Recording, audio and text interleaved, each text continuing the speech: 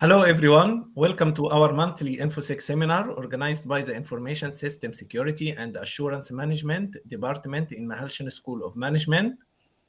Today, we are pleased to have Dr. Katy Kamkar and Ryan Duquette to give us an interesting talk about psychological trauma and cybercrime.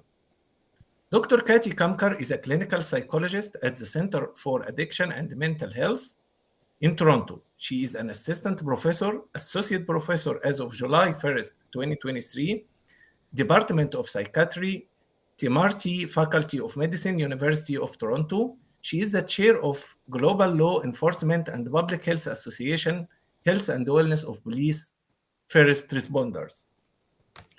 Dr. Kamkar was awarded the 2022 Canadian Psychological Association Award for Distinguished Contributions to Public or Community Service. Ryan is MNB's National Leader of Digital Forensics with the firm's Forensics and Litigation Support Service Group in Toronto.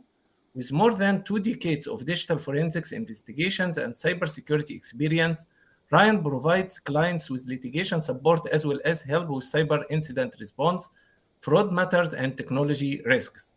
As a former police officer focusing on cybercrime and fraud matters, Ryan works closely with his clients to investigate workplace incidents and civil litigation concerns, including property theft, human resource investigation, and data breaches. Ryan is highly experienced in digital forensics analysis, digital investigations, and cybersecurity. He is specialized in criminal and civil investigations and deemed as an expert witness in the Ontario Superior Court of Justice and Ontario Court of Justice for the identification, preservation, collection, analysis, and presentation of electronic evidence. Ryan is frequently sought as subject matter specialist, speaker, and instructor within various policing agencies, local universities, and colleges and industry conferences. Thanks, Katy and Ryan, for being with us today and sharing your experience with us. And thank you all for attending this seminar. And please, for those who are attending without Concordia email addresses, please register at this link to receive your attendance certificate. I will share it with you in the chat area. Thank you, and please go ahead, Katy and Ryan. Thank you very much. I will share my screen and we can get started here. It's a pleasure being here today, everybody. Okay, just getting everything all. Okay, everybody can see that? Yeah, just give me a verbal. Yeah. Yes. Okay, perfect. Okay, so Dr. Kamkar and I wrote an article on this some years ago. And so it's a pleasure being here today to sort of talk about this topic because it's one that is not talked about enough and it's still very, very important. So jumping into things here, on a typical day, Janet's workday was very challenging and stressful, but today was off the charts. Not only was she preparing her organization's year-end financials, but still, due to COVID-19, she was working at home, as was her husband, and they were sharing a dining room where they both worked from home, and her 3 children were still at home as well. So imagine her frustration when she received an email out of the blue from Robert, her CEO, basically demanding a payment be made to a new vendor of their company. At least in his email, Robert had asked how her 3 kids were doing. So trying to quickly get this off her plate, she followed the somewhat unusual payment instructions Robert had given her and sent $278,000 payment to the vendor. It wasn't until 2 days later when it was discovered that this vendor didn't exist and the entire payment was gone without a trace, did Janet and her organization realize that they had fallen victim to a business email compromise cyber attack. Janet, thinking back to the email, did think the request and the instructions were a little odd. But her CEO did include personal information about her, which made it seem, completely legit. It looked so real. How was she to know? Shortly after this event, Janet was fired from her role. So welcome to the psychological trauma of cybercrime. I am Ryan Duquette, and here as well is Dr. Katy Kamkar from CAMH. Here's our presenters. We're going to be going through this as well. We're both going to be jumping back and forth throughout this presentation today. And at the end, I have our contact information if you need to contact either one of us. But it's an absolute pleasure being here today. So for the agenda today, I am going to start with talking about a little bit of an introduction to cybercrime, scams, and human error and how that all interplays with those. Dr. Kamkar will then be talking about the impact of cybercrime on mental health and individual coping strategies. And then I'll come back at the end to talk about cybercrime prevention at an individual and organizational level.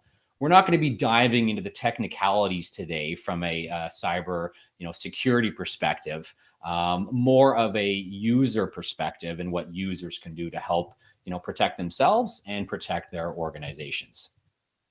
So let's jump into things a little bit. Well, as we all know, cybercrime has been around for some time, but studies showed that during the COVID pandemic, rates of cyber threats rose 30,000%. Cyber criminals prey on the fact that many people were working from home and still are. They're distracted and generally overstressed, unfortunately, and that has continued.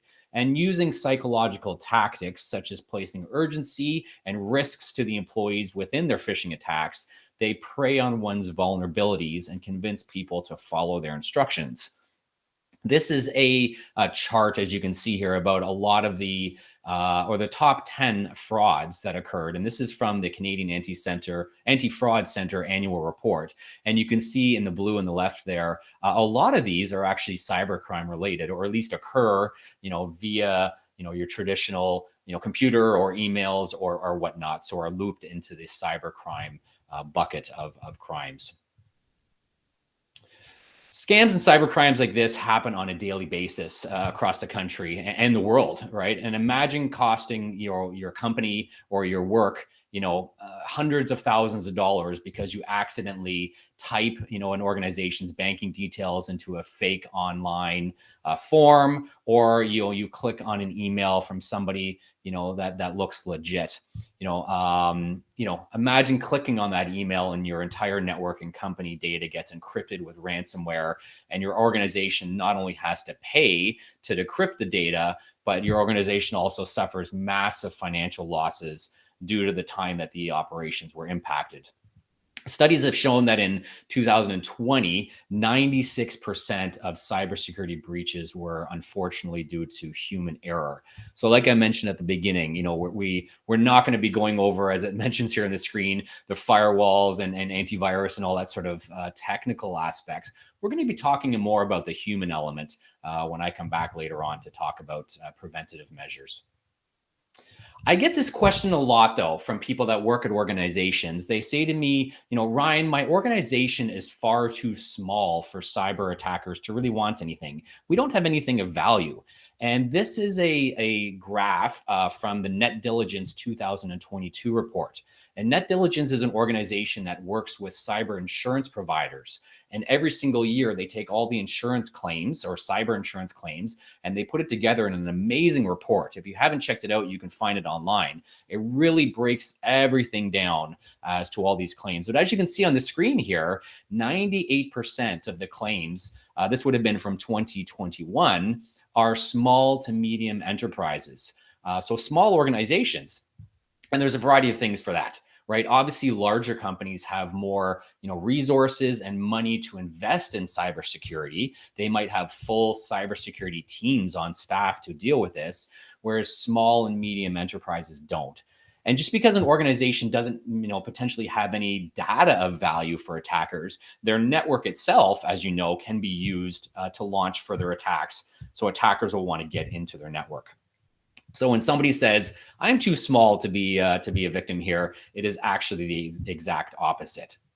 So what I talked about at the very beginning with that poor victim, Janet, was a business email compromise. And today we're going to go over a little bit about the two main threats that we see out there. Business email compromise is obviously one of them. And this can be anything from a CEO fraud, where, like I mentioned at the beginning, where somebody is masquerading as a CEO. They could be using a fake email account or sending you emails. This could actually be an account compromise where somebody is actually able to get into your workplace email environment, be it Office 365 or another environment, and then they actually start sending emails within your environment. Very, very scary. Or impersonation. We see this happening a lot with law firms. People will get into a law firm or pretend to be a law firm or a trusted entity, law firms or accountants or whatnot, and they'll send emails out pretending to be that person. The other major threat out there that is huge is obviously ransomware. And if any of you don't know about that, that is when your organization or your data or your network gets encrypted and the attackers hold it for ransom. And you can see this note here on the screen. Your computer has been infected. Everything is encrypted. You have to then pay for a decryption key that the attackers have. And the scary thing about this, as you can see at the bottom, is there is a timer on this, and it starts clicking very, very fast. The time comes down. And if you do not pay within that time, oftentimes the fees go up or are doubled. So very, very scary. But imagine, though, if you were the person and you were working, day to day, you're sitting at your desk and you're just working away, and all of a sudden this pops up on your screen. Imagine how you would feel. The interesting thing about ransomware is when somebody does, an attacker is able to get inside of an organization's environment, I think the average now is about 100 days that they are actually in the environment before, maybe they're stealing data or they're looking at data or whatnot. And as they're backing their way out the door, they deploy, that ransomware and encrypt everything. But imagine if you were sitting at your screen and this is what you saw. Imagine the psychological trauma that you would feel thinking that you were the one, that did this to your organization. You were the one that clicked on something or opened an attachment, and it was your fault that the company was hit with ransomware, which oftentimes it was somebody 100 days ago that did something that allowed the attacker in. So it might not even have anything to do with you. But imagine the fear and imagine the panic and the trauma that you would feel if you saw this on your screen. And with that, perfect timing to turn over to Dr. Kamkar to talk about the psychological trauma.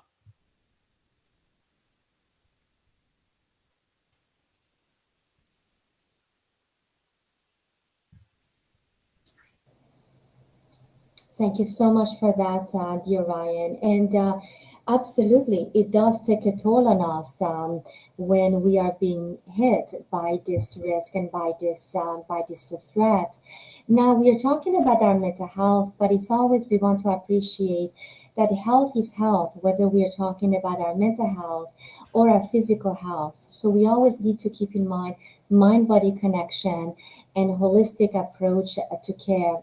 So, as we just heard, when we talk about any type of cyber attack scams, they come in many different shapes and forms, from romance scams, phishing attacks, ransomware attacks, and etc. And we can all appreciate that, yes, those reports of financial losses, employment losses, data losses, and other types of losses can have tremendous impact on us, and absolutely been devastating. And in just a few minutes, I'm going to talk about grief. And the information can be stolen, as those great examples were provided, distributed so rapidly that we start feeling it. We start feeling it even physiologically and emotionally. And it does lead to feelings of helplessness and powerlessness, which are also key features of anxiety. We start feeling that it's out of control. I don't have control over the situation anymore. So the psychological impact, of course, can vary depending on the type of the threat, the severity of the attack, the severity of the threat, our reaction to it, our personal characteristics, and the context and circumstances. So we want to appreciate that because it's always this individualized approach as well. But we know that the emotional, the psychological impact following those losses can range from mild to severe, of course, and in turn lead to symptoms of depression, depressed mood, anxiety, panic attacks, and symptoms of post-traumatic stress, and also suicide as well. And so those mental health conditions are further exacerbated by the range of psychosocial losses that we can experience in relation to sometimes even here housing, employment, finances, relationships, and mostly also our sense of self and our identity, which becomes so frightening. So there is this invasion to our privacy that really very much results from those attacks, and it translates into what we call grief. And so, again, we often hear of the common emotions, fear and anxiety. So often we feel this sense of fear and anxiety, concern about our safety, and it perpetuates again worries, right? We tend to worry. It can also lead to ruminating and dwelling, and the concern, of course, that it is going to happen again. We start being more vigilant, if not even again hyper vigilant, and concerns about our identity. And so it makes us just feel more vulnerable. And as we can just appreciate here, right, the impairment in our health, in anxiety, and the worry cycle. So often people here we hear they report feeling this sense of out of control feeling, which would just exacerbated the anxiety, and then it does lead to feeling demoralized. I mean, it's again, if we are talking about a minor concern, it can be solved, but if it goes from an acute stress to a more prolonged stress, it feels more chronic and out of control. Then we start feeling the impact even more, and in terms of also feeling even more depressed and demoralized. Anger and frustration, of course, very normal emotions. So often what we don't hear is more the guilt, shame, and embarrassment. And those are self-conscious emotions. We often talk about those as private emotions.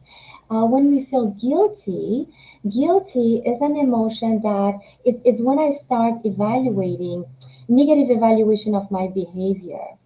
When we talk about shame, is a negative evaluation of myself.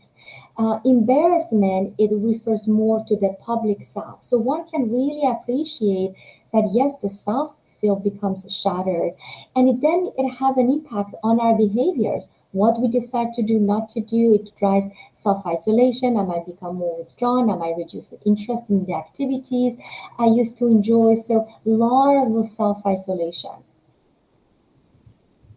Thank you, Ryan.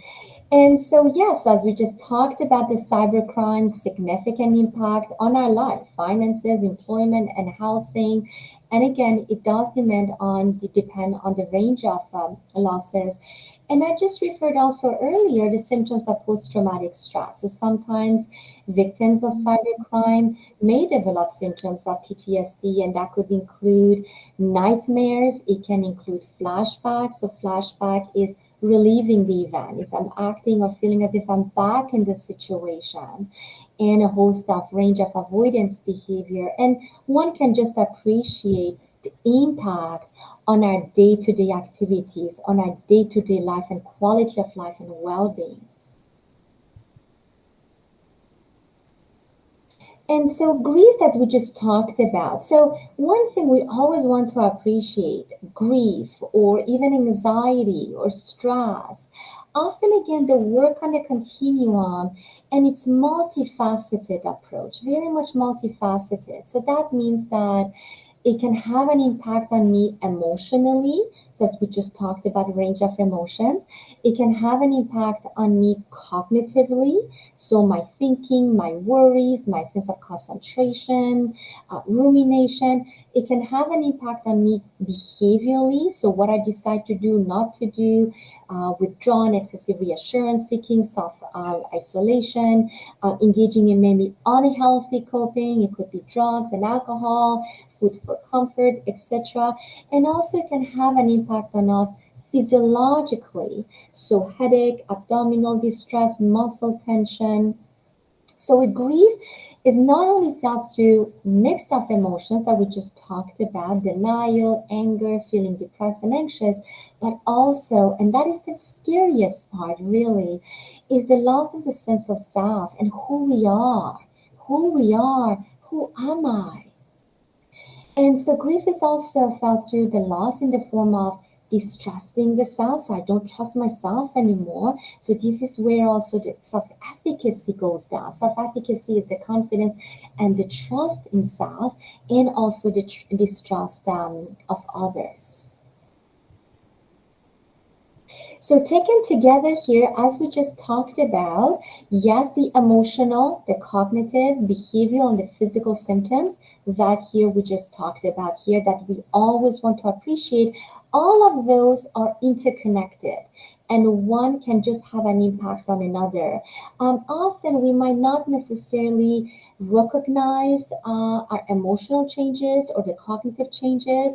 Often it might start with behavioral changes, or even it might be noticeable to others. People might say, you used to have your door always open, you used to joke all the time, and I feel that you're not yourself anymore. Is everything okay? So these are the kind of changes. Or physiologically, if we feel that there is something internally, these are often cues that there is something going on within the self.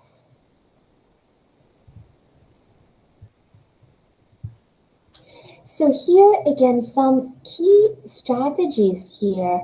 And always remember, one thing that might work for me might not work for you. One thing that might work for you might not work for me. So it's always around some individualized strategies we want to develop. But certain key things we want to keep in mind is at the beginning, we want to be in touch with the self. The self-awareness. How am I feeling? My range of emotions, my range of thoughts. And recognizing these are normal reactions. If I start pathologizing them, if I start feeling these are not normal reactions, I'm going to isolate myself more. And if I start feeling my reactions, then the intensity of the reactions will become more intense as well, and it's going to drive more the self-isolation. The second part is we want to be connected with the self, reminding myself of my positives. So very much, appreciating the picture in its totality. Reminding myself, what are my positives? What are my qualities, my achievement, despite the losses? Practicing self-care. Always reminding self-compassion. Self-compassion occurs when the self is really going through the toughest time. And self-compassion is identifying my range of thoughts and emotions so I can take some distance, and then I'm able to regulate my emotions, putting my thoughts into perspective, balancing my thoughts. And it demands self-kindness, so not judging the self. And it demands here recognizing that, yes, I'm an adult, we make mistakes. So we want to look at the past, not in terms of ruminating or dwelling, but to see here, what is it that did not work? For constructive feedback for better today and tomorrow. And what is it that I have done in the past that has worked so I can bring it again for today, and better tomorrow. Practicing self-care, and these are all part of self-care. And always we want to keep in mind things that we might take for granted, but exercise, healthy, balanced diet, and engaging in our proper sleep. We need to rejuvenate. We need to recharge our batteries. And we have tons of studies, data after data demonstrating how they help towards better regulating our emotions, suppressing the negative emotions, and boosting our energy. Avoiding self-blame that we just talked about here, and of course, quality support. Tremendous literature talking about the quality support. Who can we talk to? It could be professional help, talking maybe with loved one, a trusted friend, a trusted neighbor, anyone that can help us to set in the right path.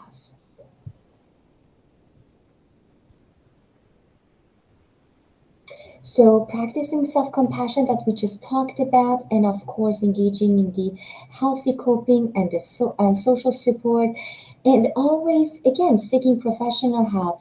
I have people sometimes just calling me and say, I'm not sure if this is a problem or not, but can I come and see you? And sometimes no, there is no symptoms that would be within the clinical range, but we talk about proactive coping, proactive skills, and that's the foundation of resiliency. And of course, seeking help at any time if we feel that no, I feel that my anxiety is excessive. I'm worried to the point that I'm not even able to concentrate. I cannot sleep.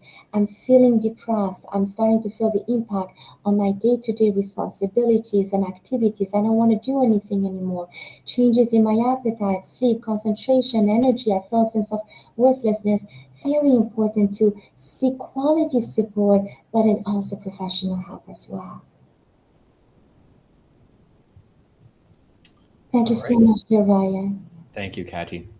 Okay, so I'm going to be jumping back in here talking about some individual strategies and some organizational strategies to sort of combat, these cyber attacks. One thing that I like to do, I give a lot of user, awareness training to organizations, and I try to, structure my talks more to teach the individual some tactics that they can then take home as well. Because if I just come in and I teach an organization, or I teach the employees of an organization how to protect the organization, they sort of put their hands up and they're like, well, that's not my job, right? It's the job of the IT person or whatnot to handle the security of an organization. But unfortunately, if something does go wrong and somebody clicks on a link or does something, follows the instructions of an attacker, it's the employee, right, is the one that's going to bear that burden. So firstly, organizations need to properly educate and train their employees on how to spot and stop various types of cyber attacks. A lot of organizations are doing this these days, but it is scary for a lot of people. They get these fake emails and they report them, and you say, you get the little email back saying, great, you helped stop a fake cyber attack or whatnot. But it's nerve-wracking, right? When you get that, you can feel your anxiety pick up a little bit, and you're like, is this real? Is this not? What should I do here? So organizations should regularly conduct cyber user awareness training, presented and practiced in an open and fair manner, which helps to prepare employees from spotting these types of frauds, right? Don't make it closed, do it in open and fair. So guess what, right? Just by listening to this presentation today, you're less likely to be a victim of these types of attacks. We're going to go over a few. And education on cyber hygiene best practices has been shown to dramatically decrease the rates of phishing attacks and other types of scams as well. So after today, please share your newfound knowledge with others and encourage your workplace to train everybody on best practices. One thing that Katy mentioned before is how if we do fall victim to a cyber scam individually or at an organization, there's a lot of shame that goes on with this. And in the example I mentioned at the very beginning with this poor woman, Janet, who was overwhelmed with work and unfortunately fell victim to a CEO business email compromise, she was let go from her job. Fictitious story, obviously, but organizations need to, remove the shaming mentality that many of them have if someone does accidentally click on a malicious attachment or does something that puts the company in jeopardy. I've heard many stories from clients that their employees did not tell anybody after they clicked on an attachment and nothing happened because they were embarrassed. Right. It was sometime later that the workplace systems that were, they were completely encrypted, that the employees' actions were known. I had one client, it was unfortunately a law firm, and somebody at 5:30 on a Friday night clicked on an attachment and nothing happened. They tried a bunch more times and it was just strange, but they thought, oh, it's 5:30. This is IT's problem. And they left for the weekend. Right. This was some years ago. And when IT showed up on Monday morning, everything was fully encrypted with ransomware, unfortunately. So we all make mistakes, and criminals are making it very, very hard to distinguish what is real and what is fake. We need to encourage our employees to let somebody know as soon as possible if they think that they've done something wrong. The quicker that the IT or security department can respond, the better the chances of stopping or at least slowing down a threat. So we really have to jump on this quick and not have any sort of shaming mentality. One thing that I really try to teach organizations, and I mentioned here with, switching my training around, is we need to switch, our mentality from it's the IT person's job to protect the organization to it's up to all of us to protect the company. We need to take a collaborative approach when dealing with these threats. Many IT people I talk to who are tasked with protecting the company, say that they are completely overwhelmed with the amount of attacks. And, IT's main role is not security. IT's main role is making sure everything is running along smoothly and all our technology is working smoothly. Oftentimes we need a separate security, team or company to help protect you. So a lot of them are very, very overwhelmed, and we all need to take a collaborative approach to protect the organization and not just leave it up to one IT person that's protecting the castle, so to speak. So one thing we need to do is really slow down, right? In that example I mentioned at the beginning with Janet, she got that email, that urgent email from her, supposedly her boss, the CEO, and she jumped on it right away, right? Without confirming anything. So many of us have a Pavlovian response when it comes to our emails or text messages or whatnot. And the second we hear a ping from our phone or see an email pop up on our screen, we immediately want to open it. And then oftentimes we want to respond to it. And criminals know this. They also know that if they add more pressure, often by using the words urgent, immediately, or crucial, or more things like that, the more likely that you will be not only to open up the email, but potentially open up an attachment or follow orders, especially if it's coming from your CEO. So we really need to slow down a little bit. This is a chart that you can see, and this was some years ago. This is a 2016 Verizon data breach report. Again, another great report that Verizon puts together. And what this shows is that even waiting an hour before opening up an email can dramatically reduce the chances of falling victim. You can see there within the first hour, right? If you open up that email, you're going to click on it and whatnot, right? So if you can slow down and look at things, the chances of you falling victim to a phishing attack fall less, right? And you can see here at the end, waiting 24 hours, it dramatically decreases as well. So take some time, basically. I talked at the beginning about, the two types of attacks. We're seeing business email compromise attacks, and we're also seeing a lot of ransomware attacks. Those are the two main types of threats. Well, how are a lot of these happening, right? Phishing, vishing, and smishing are three types of attacks that we're seeing a lot of. Phishing is obviously any of these types of attacks that come in via email, right? And I'm sure you've received them, right? Getting an email from somebody telling you to do something or follow these instructions or click on this link or open up this attachment or whatnot. We get those all the time, right? And we've been getting those for years and years and years. We're kind of getting used to it. But still, attackers are making it very, very hard. They're including personalized information, just like in that story of poor Janet, into the emails themselves, right? Which makes it appear more legit. And I'll talk a little bit about how they get that. Vishing is text messaging, right? And I'm starting to see a lot more of that on my phone and with my clients, a lot more of these threats coming through. Click on this link or pretending to be from your bank. Now, the interesting thing there is we're so used to having our text messages very, very short, right? We often don't see the sender or a name. It just comes from a phone number, right? This is your bank. Please click here. Right? So there's less information, and you would think that with less information, people would slow down and not click it, but it's not the case. People are still following those instructions, unfortunately. Smishing is voice attacks. So somebody calling up an organization and pretending to be somebody else. Soon, actually right now, we're starting to see AI being used in video attacks as well, or these audio attacks. I'm sure you've seen in the news recently, some people being, called, and it sounds like, your loved one, your daughter, your son, or somebody in your family, and it sounds like their voice. And attackers are able to gather, samples of your voice online and put it into AI and basically, can put together a whole script. So we're starting to see this as well. So very, very scary. And we need to do a lot more to be vigilant around this. So generally, most of these types of attacks, be it phishing or vishing or smishing or whatnot, most often they want you to do one of the following.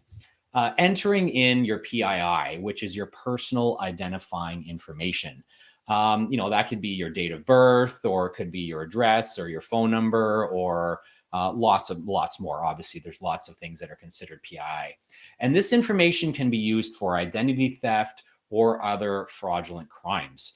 So we have to be very, very careful not to give away our personal information online. The next thing that they want us to do is click on an attachment, right? I'm sure you've seen that a lot, PDF files or other files coming through, and, these emails, they have the attachment, they want us to click on that, right? So one of the largest threats here is obviously ransomware or other malware. When you click on that attachment, it might not be what it looks like. It might not be a PDF, or it might have embedded code into it that then runs in the background and does some very, very malicious things. So be very, very careful about that. And that's including on your phone as well, right? Not just on computers. Like I mentioned, we're starting to see a lot more text threats coming through. The third one is to click on a link to a web page, and that can be to gather credentials, right? From your organization. Here's banking information or whatnot, and this can allow the attacker obviously into that account or into other accounts where you might be using the same credentials. So hint, hint, right? Don't use the same credentials on various accounts. We're going to chat a little bit about that because that is still a very common theme that we see a lot, unfortunately.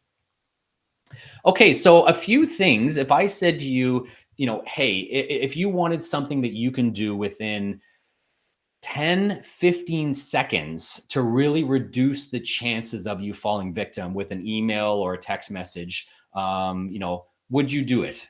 And most people, when I say this to clients, or when I'm doing user awareness training or community training, if I say, would you take 10 seconds?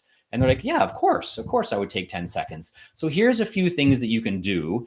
Literally, whenever I do it now, it takes me about 10 seconds. So the timing, right? What is the timing of this email? If you work for an organization, are you expecting an invoice from a client? Are you expecting that you might have to make a payment out of the blue? Or just what is the timing of it? Right? Would the CEO be emailing you with of an organization asking you to make a payment? So what is the timing of this? If the timing doesn't seem right, then you need to slow things down a little bit. What is the intent of the email? We just talked about the three intents, right? That criminals want you to do. Click on an attachment, open up a web page, or enter in your PII. If the intent is any one of those three, slow things down a little bit more and confirm. The person to and from, right? And a lot of emails, I see the person is from somebody I don't know, right? Or it's to, just a bulk email. Or sometimes I've seen the name in the email doesn't match the name in the actual body of the email. So look at the to and from and really make sure that it's somebody that you know. And obviously the content of the email, right? Are there spelling mistakes or grammatical errors in it? Does the content of the email make sense? Going back to a CEO or CFO, would a CFO of a company be emailing you with, a receipt from an invoice paid from your organization, right? Would your CEO be emailing you asking for a money transfer to be made? So look at the content of the email. So again, going through the four of these basically will take you 10 or 15 seconds, right? Very, very quick. But if we can go through these, and if any single one of them triggers, right, you need to slow down and we need to confirm things a little bit. For example, I got an email today asking me to log into a DocuSign account and make some signatures for a board that I'm on. And I hadn't heard of this, right? I was like, I've been on board meetings all along. This is the first I've heard of it. And so the timing didn't make sense. I was like, I've never heard of this, right? What is the intent? It wants me to click on a link and go somewhere and enter in my signature. And the person, it was from a law firm that I didn't know of, right? So 3 out of the 4 were triggering my spidey sense here. So I emailed, right, the chair of the board and the CEO of the organization that I'm on the board for, and said, hey, what's going on here? And they were like, oh, no, it is legit. We were going to put out the communications around this before the lawyer sent you that email, but timing got mixed up a little bit. Okay, great. No worries. But at least I took 10 seconds to review that and things didn't seem right and I confirmed, right? So that's what we need to do. Okay, social engineering. So again, in that story at the very beginning with poor Janet, I talked about how the CEO had personal information about her kids, right? And how are people getting that, right? That information to customize these emails that they send to us? Well, obviously through some sort of form of social engineering. They are doing, recon on us. If they identify us as a target at an organization, they're going to do their intelligence gathering on us. They're going to go out to, social media sites and try to gather as much information as they can. They're going to do a full investigation on us to try to gather personal things about us. They might even do some social engineering, which is, somewhat masquerading as trying to be somebody else. They might try to call our service providers, get changes to our accounts or whatnot. So very, very scary. So we really have to be careful about what information we're putting out there online. I don't believe I have the slides in this presentation, but I've seen a trend that was occurring on social media, including on LinkedIn, which is interesting because LinkedIn is normally a business or a professional network. And I saw a trend, and it normally happens in September, where people are putting pictures of their kids up on LinkedIn, and the kids are holding signs saying, I'm going into grade 1, or I'm joining this school for kindergarten, and they have the name of the school, the name of the child, and starting grade 1, and this is great. And I understand, us as parents, we're really proud of our kids and we love our kids and we want to share information. But as an attacker, right, if I saw that, I'm like, oh, okay, great. I now got the name of your kids. I've got the name of their school. I know who you are. What great information I can then use to launch an attack, right? So be very, very careful about what information you're giving out online. How else are we being targeted? Reused credentials is a big one. And I talked about, that third intent that attackers want us to do, where they want us to enter in our credentials into a website. Well, obviously there's a lot of reused credentials out there. And, websites such as this, Dehashed or Have I Been Pwned, they will show you, if your password or your username and password has ever been involved in a breach in the past. So let's say, for example, I've talked about LinkedIn. Let's say you had an account on LinkedIn. LinkedIn was breached. That information, gets put up on the deep and dark web, and places like Dehashed will scrape that information and make it publicly available so we can check. Well, attackers know that. Right? They can go into places like Dehashed and they can enter in your credentials or your username or your email address or even just your name and see if there's any plain text passwords. Unfortunately, a lot of organizations that we give our username and password to, they're not protecting that information as much as they should be. And when they do get breached, and they do, it becomes publicly available. I can tell you I've assisted a number of clients where their passwords were publicly available out there on the web for the entire world to see. When it comes to passwords, we really need to start creating stronger passwords to use. Here is a list, and this one is fairly recent, of the length that it takes an attacker, or the time it takes an attacker to basically, crack your password with an average, system. This isn't a very, very high-end system. So you can see, a 10-character password can almost, if it was just numerical, instantly be cracked, or 3 days if it's got some upper and lowercase characters in there. So we really need longer passwords, with a lot of special characters and stuff in there. So for example, we are also creatures of habit, right? And in our organizations, we like to repeat patterns because our organizations often say every month or every 60 days, we need to change our passwords. Well, a lot of people will just, use the same password over and over again and change some things, right? At the end, the month or the year or whatnot. So we have to get away from that as well, because that's a common theme that is used. There are lots of sites out there, such as this one, How Secure is My Password, where you can go in and you can type in a password and see how long, again, it would take your average, hacker to get into those passwords. So I'm going to give you some examples here. So the top one is what we are told to use, right? Oftentimes organizations are following NIST standards or other types of standards that say we should have, 8 characters, uppercase, lowercase, some special characters and whatnot. So this is kind of what, most people would use, is something like that, versus the bottom one, which is just a phrase, right? It's got spaces in there though, but it's long. If I was to ask you which one you would remember, which one would it be, right? Obviously, I would probably remember the second one. I like to eat hamburgers for lunch. Well, let's take a look at how long it would take attackers to crack each one of these. So the top one, the rules that we're supposed to be following, it would take an attacker approximately 3 weeks to break that. I like to eat hamburgers for lunch. 600 trillion years. I don't even know how long that is, but I'm not going to be here. So, use long phrases and things that you are going to remember. If you can, use a password manager, right? I like to use password managers as well. The nice thing about these is that they can create very long passwords, as you can see here, uppercase, lowercase, and you don't even have to remember it. You don't even have to know what it is. As long as you have that password manager, you can log in and use that password. Two-factor authentication, obviously a huge one. There are sites out there like twofactorauth.org that will basically help you set up two-factor, in numerous different areas. You can see here banking and cloud computing, communication. If the tool or software that you're using allows two-factor, it's probably on here, the instructions on how to. And two-factor is just a second layer, past using just passwords.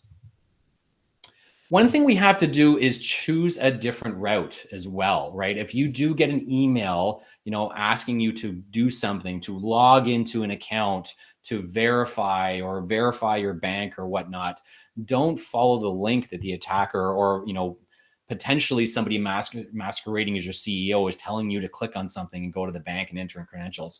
Follow the route that right? If it's your bank, okay, go to your computer, log into your bank the way that you normally would. Don't click through the link and follow the path that way. Secondly, old school, pick up the phone, right? Or confirm before you do anything, just like my story of confirming with the CEO and the board chair before I did anything, right? Obviously, this is old school. A lot of people might not even know what that is, right, on the screen, but that's what we used to use back in the day.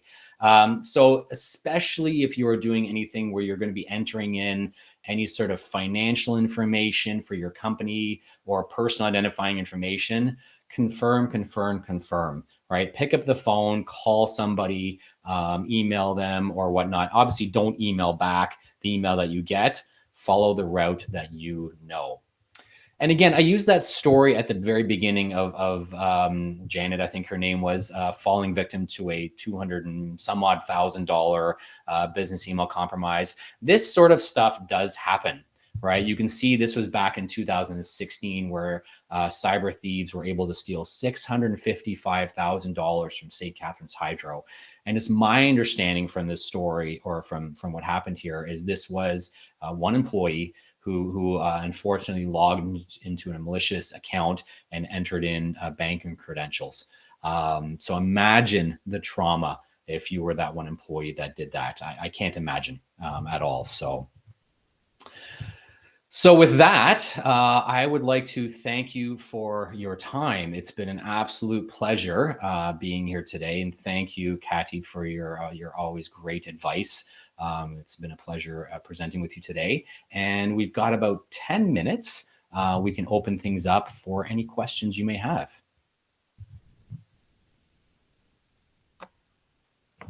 Thank you so much, Katy and Ryan, for this interesting talk.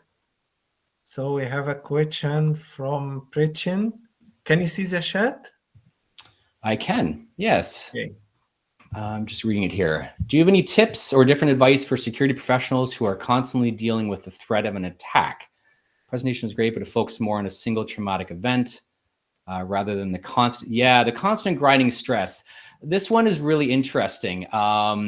So we didn't talk about the stress today of those working in the industry. And I also, I used to be a police officer and I used to be investigating, different cyber crimes as well. So there's that whole aspect as well. So I'm just trying to see. So are you trying to, Gretchen, talk about the tech, things that you can do, or more from a psychological? I'm just trying to figure out which person, Katy or myself, should be answering that question for you. If you can maybe put into the chat.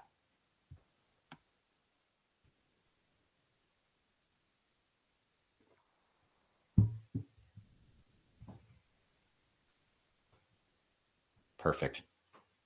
Katy, this one's for you. So more to the ongoing. So maybe not a single falling victim to an attack, Katy, but the ongoing, somebody that's trying to protect the castle, so to speak. How can one deal with that ongoing stress, right? There are stats out there that show that CISOs or whatnot, their duration at companies can be very short-lived because of the stress involved in protecting the organization.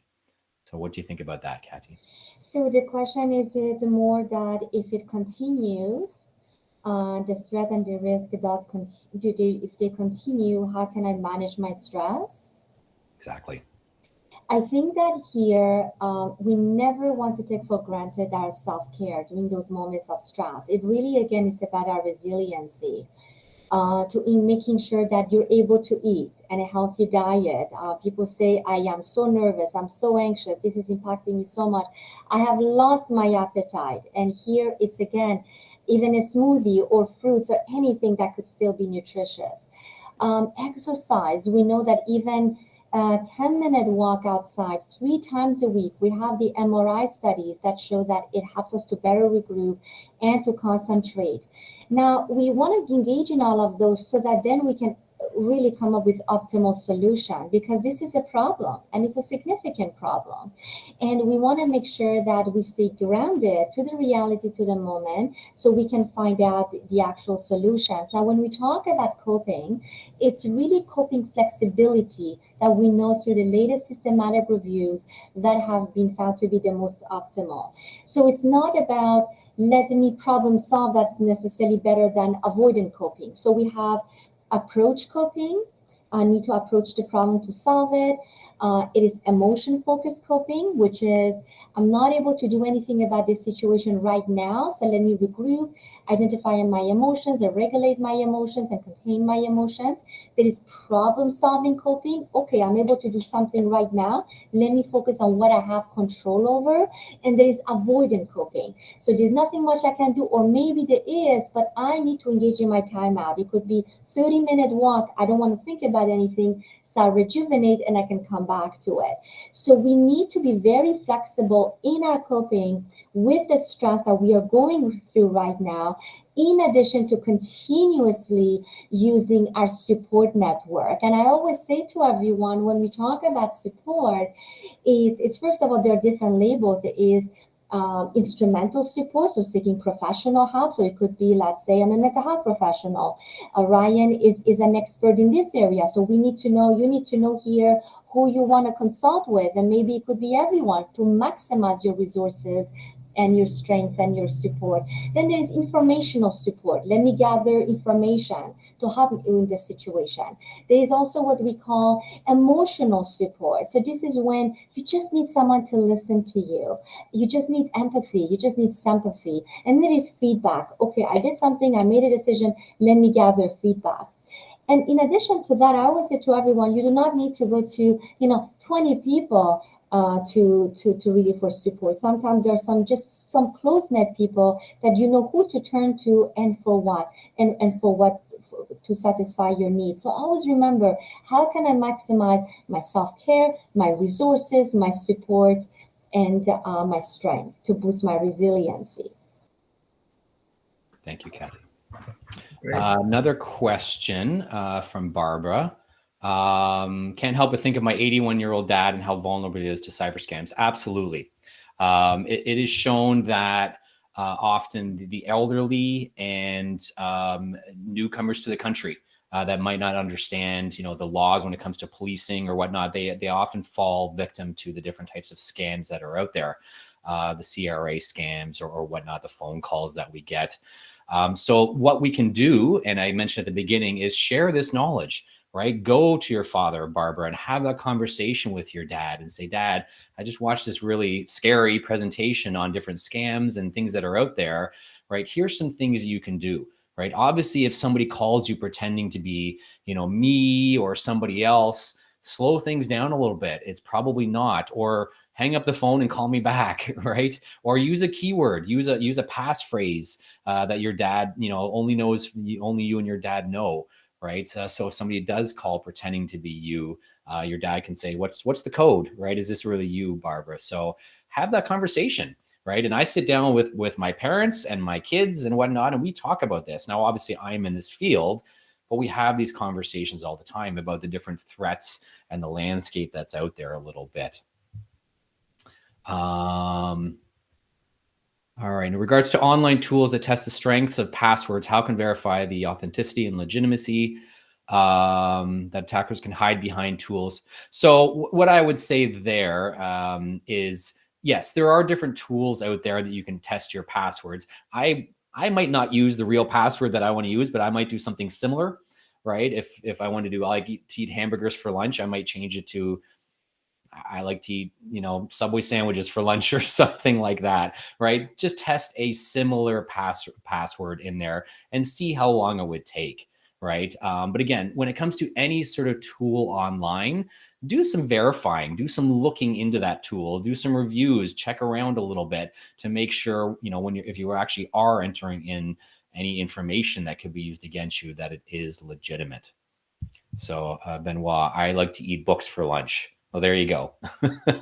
Yeah, absolutely. Right. It's not part of the existing dictionary tag. So yeah, that's a great example, Benoit. I wouldn't use any passphrases that are well known, to be or not to be, things like that. Right. Don't use any of those. Make up your own passphrase. You can certainly do that. So if there's no other questions, Katy, do you have anything to add? If not, I've got a quick little story to tell about cybercrime and trauma to end things off. Looking forward to hearing your story, Ryan. Perfect. Okay. So not only am I a practitioner in cybercrime and digital investigations, but I am also a victim of cybercrime. So years and years ago, when I was studying at the University of Toronto, this was back in the day when we used to use the little floppy disks. That tells you how old I am. And I didn't have a computer back in the day, so I used the computer lab. And I was working on a presentation, and I put or a paper or whatnot, and I saved in the lab, and I saved it to the disk. And I came home and I said to my mom on the weekend, "Hey, Mom, I got to finish this over the weekend. Do you mind if I use her work computer?" My mom ran her own small business at the time. And she said, "Well, okay, that's fine. I didn't use it that often, not daily, but she said, if it's important, go and use it." So I was working on it on a Sunday, and lo and behold, Sunday night comes along and she goes to boot up the computer and it is completely locked. The screen of death, so to speak. Something has completely gone sideways on this. And she turns to me and says, "Fix it now." So I take it to somewhere, Best Buy or Future Shop or whatever, and I take it in and I say, "Can you please fix this? But it's got my mom's data on it from her business. So please be very, very careful." Like, yeah, we got this. They call me the next morning and they say, "Good to go." So I'm like, "Oh, this is fast." So I come back and go to pick it up. I'm like, "How did you do this so quickly?" They said, "Oh, we just wiped out the operating system and reinstalled Windows for you." And all of my mom's data was lost. She had nothing. She had no backups or anything. So talk about trauma. I felt that trauma, and I still feel that trauma for years when my mom brings it up at Thanksgiving dinner. Do you remember that time, Ryan? I'm like, "Yeah, I do, Mom." So yeah, I have felt the personal trauma of falling victim to cyber attack. It wasn't an attack, but a virus that was going around, so to speak. So just wanted to end with a little bit of a funny story. I know we're right at the hour here, so. Again, it's been an absolute pleasure being here today. If you have any questions or comments for both Katy or myself, our information is here on the screen. Thank you. Thank you. Thank you so much, Katy, and thank you so much, Ryan, for this interesting talk. It was really interesting talk. And thank you all for attending this seminar. And we wish to see you again in our next InfoSec seminar on Thursday, June 8th at 12. Does you want to post a link again for the people who logged in from outside the university so we can send them their sure. This is the link.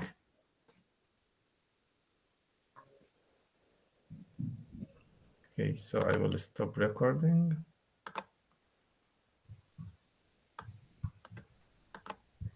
Thanks, everyone.